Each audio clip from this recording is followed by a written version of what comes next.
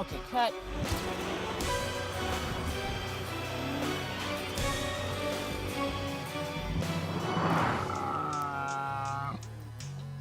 One of early Greece's decadent cities. The Persians called this place Katpatuka, one of the most colorful. The Arch of Titus has a tremendous story to tell. It's not even really a restoration. 12th century mosaic of Jesus Christ with John the Baptist on the right.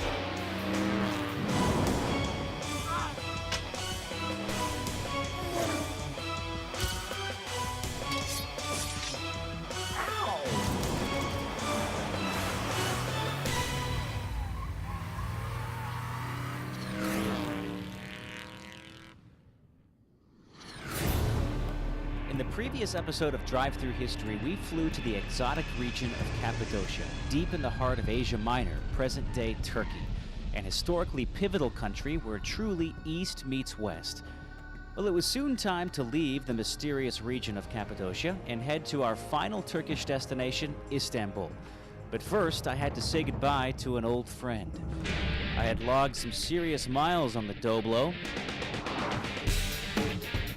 Saying goodbye was a little harder than I thought. I promised myself I wasn't gonna do this.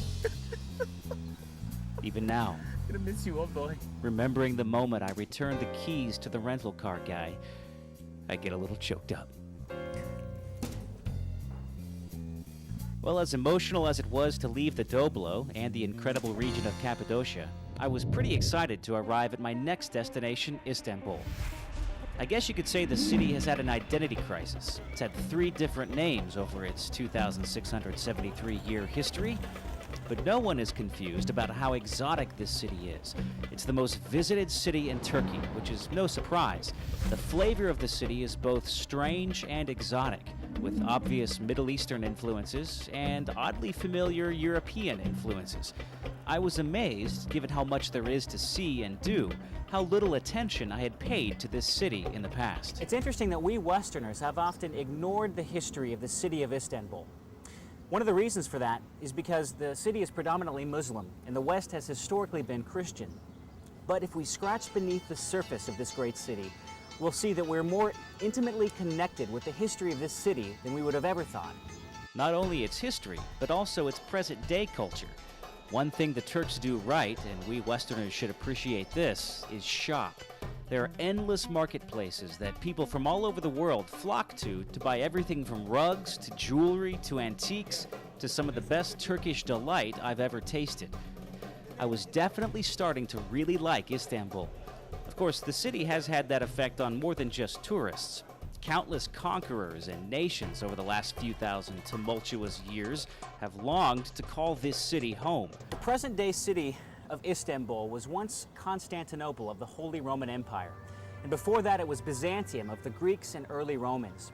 And it stands now as it stood then, as perhaps the most significant crossroads in human civilization in world history. It was, in ancient times, the gateway that had to be passed through to transport the rich goods of the East to the eager markets of the West, or to march one's armies from the emerging kingdoms of Europe and the West to the ancient fortresses of Asia and the Middle East. The earliest history of Byzantium was as a Persian city, and then later a Greek outpost. But for our purposes, the real significance of the city emerges when the Romans took over in the year 171 AD. Then if we fast forward 150 years, we come to one of history's most prominent figures, Roman Emperor Constantine.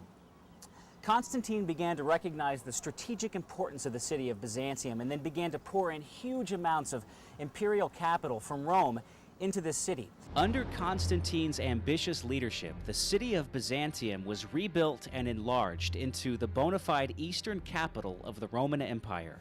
Unfortunately for Constantine, moving the empire's capital from Rome to Byzantium would soon lead to a permanent schism between the Western and Eastern Roman empires, with the western part slowly losing prominence. He even renamed Byzantium after himself, calling it Constantinople, and for nearly 1,000 years, the center of gravity for the entire Western civilization was right here. But his impact on world history is far greater than simply moving the seat of Roman power to the east. A closer look during the years leading up to his bold decision to move the capital to Byzantium reveals an unexpected transformation in his own life, a transformation that would eventually lead Emperor Constantine to play a decisive role in Christian history. A fascinating change happened later in the life of Roman Emperor Constantine. He looked up in the sky and saw the sign of a cross and the words, "In this sign conquer," just before a battle in which he was triumphant. Because of this, he not only legalized Christianity, but he converted to it and took this often disregarded and persecuted sect of Christianity and gave it the ultimate designation of state religion of Rome. The sign, allegedly seen in the sky that day by Constantine, was this. It's called the Labarum, and it consists of the first two Greek letters of the word Christ. He even ordered the emblem to be placed on every shield of his army before he proceeded on to victory. Constantine was forever changed, and as emperor of the Roman Empire, his newfound affinity for Christianity would lay a new foundation in the history of Western civilization. His legalization of Christianity came in the form of a declaration called the Edict of Milan, stating officially that the Roman Empire would end all state-sponsored persecution of Christianity. This effectively lifted the once beleaguered group of Christians to privileged status. The edict was jointly issued by Constantine in the west and the Eastern Emperor Licinius, but Licinius soon reneged on his promises, reinstituting Christian persecution in the east, and a civil war broke out, resulting in Licinius's death and the Roman Empire finally being united under Constantine's reign. The Edict of Milan, now almost 1700 years old, is stunning in how it aspires to religious liberty at a time when such things were almost unheard of. No one whatsoever should be denied the opportunity to give his heart to the observance of the Christian religion. Now, any one of those who wishes to observe the Christian religion may do so freely and openly, without. We have also conceded to other religions the right of open and free observance of their worship for the sake of the peace of our times. This idea of religious freedom fit well with Christianity. Prominent church fathers and theologians already knew their faith forbade forced conversions of any kind. One famous quote was this: "In order to defend religion, man must be willing to die, but not to kill." It's also important to say that the Edict of Milan wasn't the primary reason the Christian movement survived and grew. Before the edict was issued, the movement had grown such that in the West, 1 in 5 were believers, and in a large section of the East, Christians made up half the population. But it did mean that countless Christians were released from prisons and slavery. Property that had been confiscated had to be returned to Christians. The church was free from taxation, and even the sanctity of Sunday, the Christian day of worship, was placed under state protection. Now, this sudden intrusion of the emperor and the state into church affairs was a messy business and often did more harm than good for the church. In fact, with the blending of Constantine's immense power with his new loyalty to Christianity, he soon found himself in the middle of a huge controversy that arose in the early 4th century. It was a controversy called Arianism, named after a priest named Arius from Alexandria, Egypt, who taught that Jesus had not always existed, but was a created being and that he was subordinate to God the Father. Now, most Christians today take the doctrine of the Trinity for granted, that all three persons of the Godhead, the Father, Son, and Holy Spirit, are all equal and have always existed. But this doctrine was only agreed upon after a lot of blood, sweat, and tears. In the year 325, Emperor Constantine finally realized that the Arian controversy wasn't going away, so he called the First Council of Nicaea in the city of Nicaea, less than 60 miles from Byzantium. The purpose of this worldwide conference of Christian bishops was to resolve bitter disagreements over the nature of Christ and the Trinity. Ironically, a doctrine this important hung on one tiny Greek letter, the iota. The Arian group believed Christ was of similar substance as the Father, homoousion, while the anti-Arian group, the group that ultimately prevailed, believed he was of the same substance as the Father, homoousion. After more than 2 months, the council finally issued a broad theological statement that affirmed unequivocally that Christ the Son shares the same divine substance as the Father. The Nicene Creed, over 1,600 years later, is the most widely accepted creed in the Christian Church. I believe in one God, the Father Almighty, maker of heaven and earth, and of all things visible and invisible, and in one Lord, Jesus Christ, the only begotten Son of God, begotten of the Father before all worlds, God of God, light of light, very God of very God, begotten, not made, being of one substance with the Father, by whom all things were made. The statement that is today known as the Nicene Creed has undergone some revisions, but it reflects, as it did back in 325, the Church's recognition of Christ's eternal and divine nature. And while the Arian controversy wasn't totally solved by the Nicene Council, it eventually dwindled and is still today considered a heresy. But sadly, even though the Church did unify around several such councils throughout Church history, it was becoming increasingly divided, finally resulting in an east-west split of its own in the year 1054. This schism, which still exists today, resulted in the Church being divided into Roman Catholicism and Eastern Orthodoxy. And although it happened for a wide variety of reasons, many argue it is due in large part to Constantine's decision to move the capital of the empire to Constantinople way back in the year 330. His influence on Christianity, while significant, was clearly a mixed bag. Constantine was the first in a legacy of no fewer than 88 emperors, none of which were able to achieve the power, fame, and notoriety of Constantine himself. Behind me is the Great Wall that fortified the city of Constantinople.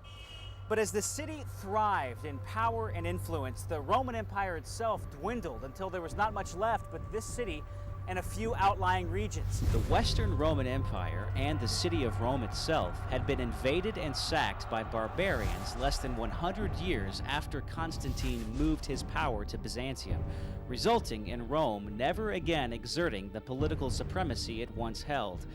But Constantinople, even with the Roman Empire dwindling all around it, remained prominent. But for centuries, it was a prime target for any military force that came rolling through this part of the world. The final conquest of the city of Constantinople happened in 1453 with the invasion of the Ottoman Turks. Now, the city had been successful in holding back Muslim Turks for almost 2 centuries, but the final siege pitted 150,000 Muslims against a mere 10,000 defenders of this city. The city fell, and the character of Constantinople was changed from distinctively Christian to entirely Muslim. Constantinople found itself under siege on April 2nd, 1453. In less than 2 months, it would all be over. Sultan Mehmet II, also known as Mohammed II, first moved his 70 cannons into position and began pounding away at the magnificent wall that surrounded the city. Mehmet had acquired state-of-the-art cannons, one of which was 27 feet long and fired a 1,200-pound ball. It was shock and awe, 1453 style. Meanwhile, the Turks dug tunnels under the huge walls in order to make them collapse more easily. But the defenders of Constantinople luckily had captured an enemy engineer and extracted a confession. This enabled them to locate and destroy the tunnels. A pivotal point in the final siege of Constantinople happened right here with a move of genius military strategy. Here on the east side of the city, the water side, Constantinople was extremely vulnerable because of the entrance to the Golden Horn waterway that leads right into the heart of the city. The Christian defenders had had their hands full defending the walls on the west side, but they figured this side was safe from attack because they had constructed a practical and seemingly foolproof way to block the entrance. The defenders of the city had constructed a way to defend this waterway with a gigantic chain that stretched from this side to the other side. The idea was to prevent his warships from gaining access into the city of Constantinople. Now, Mehmet could have taken the direct approach and tried to break the chain, but it was defended and it would have cost him dearly. Instead, he devised a most ingenious and unexpected plan. He constructed a roadway on land around the chain using greased logs. This slipway of greased logs wasn't just for Mehmet's foot soldiers. Using animal and manpower, he dragged half his fleet of warships on land around the chain and its defenders, totally exploiting the city's greatest point of vulnerability. Meanwhile, the Muslim invaders continued pounding away at the walls of the city. On May 29th, the defenses collapsed, and wave upon wave of attackers entered Constantinople.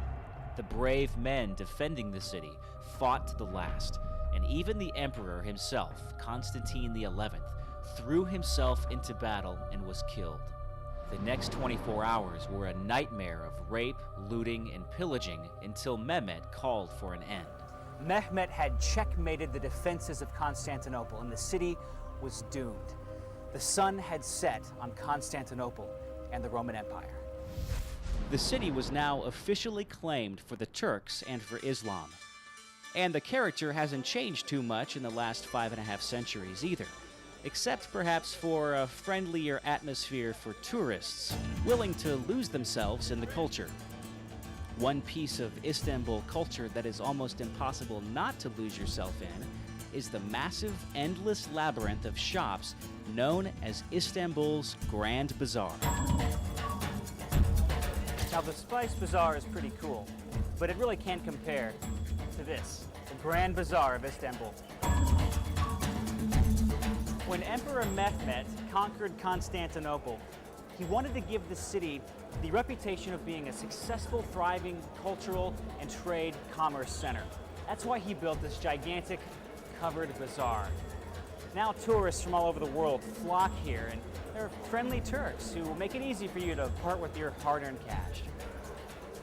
The Grand Bazaar, commissioned by Mehmet in the 15th century, is the oldest and biggest enclosed bazaar in the entire world. It has around 4,000 shops and 60 alleyways. The original two structures, with remains of 15th century walls and covered with a series of domes, became an even bigger shopping area by covering the surrounding streets, and over the centuries, more shopping space just kept getting added. It's so big, it can even be seen from space. Here's a satellite photograph. Now, one thing you'll notice if you ever visit the Grand Bazaar is that while the vendors are nice and courteous, they can be a tad aggressive.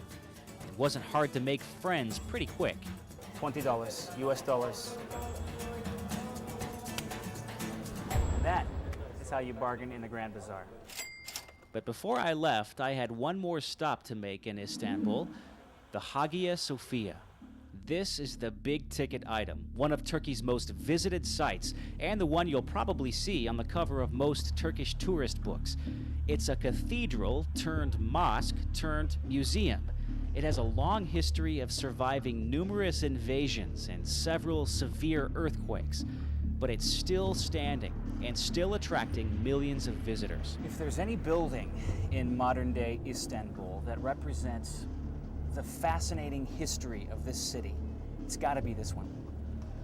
In English, it's called Holy Wisdom. In Turkey, they call it Hagia Sophia. The Hagia Sophia is huge. It's the kind of colossal building you walk into and get dizzy just looking up. This is amazing. Or maybe that was the Turkish delight. It's hard to say. The Hagia Sophia, dwarfing most cathedrals in all of Europe, many of which took hundreds of years to build. This one, 5 years, 10 months, 4 days, and 32 seconds. The Hagia Sophia that exists today is an architectural marvel. The main structure is more than 265 feet long, and it carries a dome that is 185 feet high. It also contains at least 12 different varieties of marble, incredible amounts of gold leaf, and priceless ancient mosaics that spent most of their history hidden by plaster. And though it's actually the third colossal structure to be built on this site, the building I'm standing in today dates all the way back to the 6th century, more than 1,400 years. Christians worshipped in the Hagia Sophia for almost 1,000 years until a sweeping change took place in this part of the world. Islam. The Turks invaded and conquered Constantinople in 1453, but before this could become a mosque, some serious redecorating was in order. Rather than trying to just ignore the Christian artwork and mosaics on the walls, they decided to plaster them over. Also, these gigantic wooden Arabic billboards were put up to cover up a lot of the Christian artwork on the walls and on the ceilings. On the exterior of the building, gigantic minarets were put on each corner of the Hagia Sophia. Interestingly, all these changes may actually have worked to save the Hagia Sophia as a living record of the history of Istanbul. Because it was converted to a mosque, it was spared the wrath of later Muslim invaders who might have destroyed a church. And because the Christian mosaics were plastered over, they were actually preserved for the careful restoration that has gone into them since 1935. The year in which the Hagia Sophia was converted from a mosque to a museum. Today, the Hagia Sophia is a world-famous museum, a popular tourist destination, and a major source of income for the Turkish government. There's extensive restoration in process. That explains the gigantic scaffolding behind me. They're even pulling down many of the large wooden Arabic shields and chipping away at the plaster, revealing for the first time in hundreds of years the early Christian roots of this cathedral. These early Christian roots are now being seen in some pretty dazzling displays of religious artwork. And the cool thing is, you can be among the first in 1,000 years to see it. These exquisite mosaics are examples of Byzantine art, a style of imagery rooted here in ancient Byzantium during the 1,000 years that it was the eastern capital of the Roman Empire. Byzantine images, like the one here of Christ, were called icons and have been extremely influential in how Jesus and other prominent images of Christianity have been represented in artwork all over the world. This famous mosaic of Christ in the south gallery of the Hagia Sophia is said to have eyes just slightly too far apart in order to draw attention to them. They also were supposed to simulate the almost eerie effect of Jesus looking back at you. Interestingly, many scholars and art historians say that this mosaic of Jesus Christ with John the Baptist on the right, Mary Mother of Christ on the left, is the source of all the artistic representations we see of Christ today. But that begs the question, where did this mosaic come from? That's an interesting question, isn't it? Ever wonder how the tradition of what Jesus looks like got started? Most artistic representations of Christ do look similar, especially the influential Byzantine icons, which date way back to the 6th century. A tradition has to start somewhere, right? Well, here's where the story gets mystifying, and I might add impossible to prove. The Byzantine tradition of Christ's image, many say, came from an ancient burial cloth called the Edessa cloth. This cloth was discovered hidden in the walls of a city named Edessa, about halfway between Constantinople and Jerusalem. Why was this cloth so significant? Because it was thought to have been the very cloth in which Jesus was buried when he was laid in the tomb outside Jerusalem. The cloth had a strange but quite visible imprint of a man's face and body. How it got there, nobody could explain, and it was thought by many to be the image of Jesus himself. The year the Edessa cloth was discovered? 544 AD, just before all the Byzantine images of Christ began to start looking similar. Prior to the 6th century, Jesus, and what little artwork we have from that era, was often portrayed more youthful, with short hair and no beard. But suddenly, in the 6th century, all the icons began to portray a bearded Jesus with longer hair, as if there was some original image they were patterned after. The history of the Edessa cloth is sketchy, but historians do know that it resided here in the Hagia Sophia for about 260 years, during which time this mosaic was created. So was this mosaic patterned after the mysterious Edessa cloth? It's impossible to really know for sure. The important part for Christians is that when the ancient cloth was discovered, only an imprint, not a body, was found with it. When you remember how seemingly insignificant the Christian worldview was during the first few centuries, It's truly an amazing reality that this cathedral and the empire it represents ever existed. Christianity began with a small but faithful band of believers and was, at first, ignored, then scoffed at. Then it became an irritant, then intolerable, then, like Christ himself, reviled and hated and often harassed and persecuted. But it never died. It only grew. For something to grow so big, so world-changing, and start so small with just a few faithful people, it is really an amazing testimony to something far greater than simply the designs of men. In the words of the book of Acts, we see the humble beginnings of the Christian church, where men and women would gather together in homes to partake of communion, sing hymns, and to fellowship. With the signing of a decree by Roman Emperor Constantine, these Christians could come into this. People would come in here and literally think they were walking through the doors of the very kingdom of God. Christianity had, in many ways, overtaken the Roman Empire, making it the Holy Roman Empire. From there, its influence, its teachings, its ethics, and much of its culture became the bedrock and the trajectory for much of Western civilization. This is not Christian horn-blowing, it is simply historical fact. So what kind of world was created out of the bedrock of Western civilization?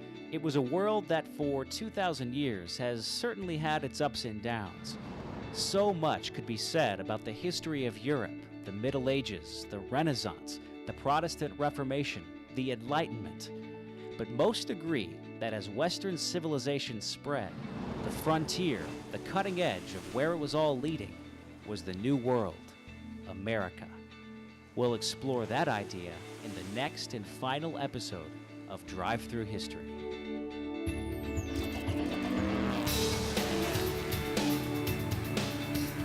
Mehmed had checkmated the defenses of Constantinople, and their seal was doomed. Many of which took hundreds of years to build. This place, 5 years, 10 months, and 4 months. So look at the camera and say you were watching Drive Through History. You're watching Drive Through History. Hi. That's enough. Yeah. George Clooney? Yes. Nice to meet you. Yes. Yes. So have a wonderful day, my friend. Thank you.